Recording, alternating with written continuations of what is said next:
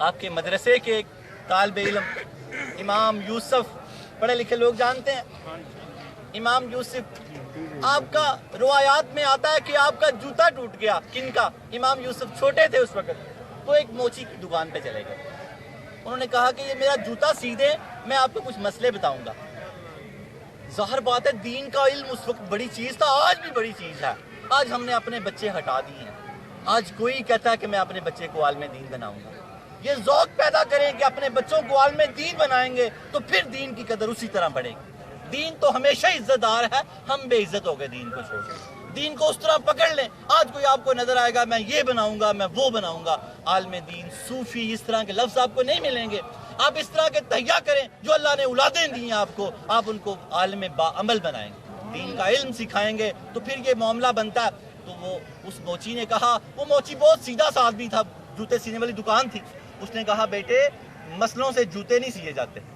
امام یوسف نے جو امام ابو حنیفہ کے شاگرد تھے، کیا کہا اس موچی کی دکان پہ جا کے، میرا جوتا سیدھے جوتا ٹوٹ گیا رستے میں، تو میں آپ کو 2-3 مسئلے بتاؤں گا.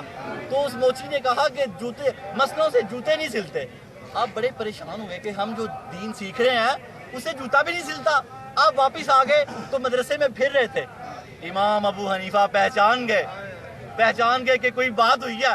جو امام یوسف پریشان، ابھی تو چھوٹے طالب علم تھے نا، بعد میں تو بڑا مقام و مرتبہ ہوا آپ کا. آپ نے پوچھا بیٹے کیا بات ہے؟ پہلے تو آپ نے نہ بات کی کوئی، لیکن جب پوچھا گیا، ادب کا تقاضا تھا کہ پوچھنے میں بتایا جاتا. جب پوچھا گیا تو کہا بابا جی جو علم ہم سیکھتے ہیں کیا اسے جوتا بھی نہیں سلتا؟ اے ہائے. امام ابو حنیفہ رحمۃ اللہ نے فرمایا نہیں بیٹے بات ایسے نہیں ہے. قدردان نہیں تھا. آپ نے ایک ہیرا اپنی جیب سے نکالا، کہا جائیں اس کو پوچھے کہ اس سے جوتا سی دے. اس موچی نے اس سے بھی نہیں سیا. اس نے کہا نہیں پیسوں سے جوتا سلتا ہے. فرمایا بیٹے اب یہ ہیرا جوہری کی دکان پہ لے جا. جب وہ ہیرا جوہری کی دکان پہ گیا تو وہ جوہری نے کہا اتنا قیمتی ہیرا امام ابو حنیفہ کے پاس ہو سکتا ہے، آپ بندے کے پاس نہیں ہو سکتا.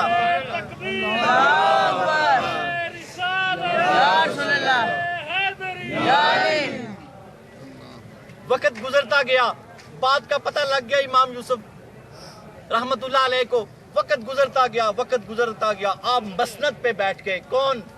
امام یوسف رحمت اللہ علیہ. تو موچی کے بیٹے کو ایک مسئلہ درپیش آ گیا. موچی کے بیٹے کی 2 بیویاں، ایک اوپر ایک نیچے.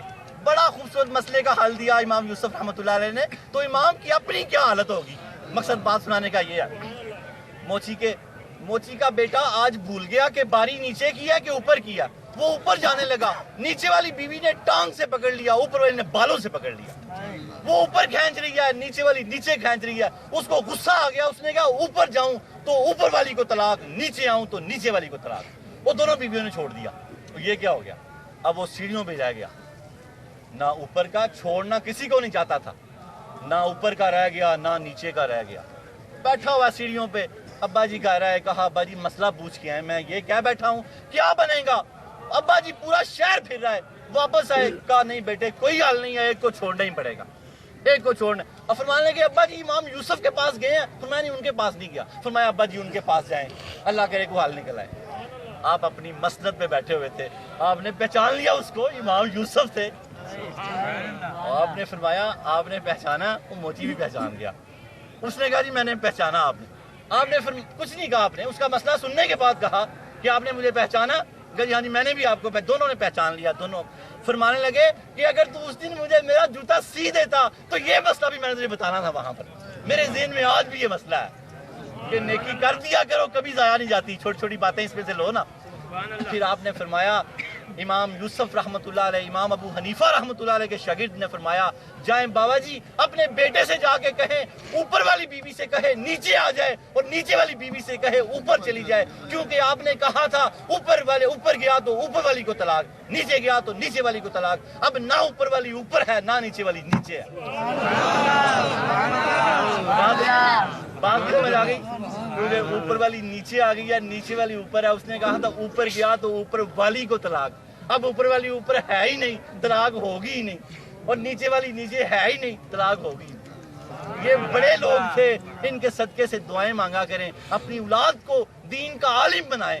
چھوڑیں دنیا میں کیا پڑا ہوا ہے.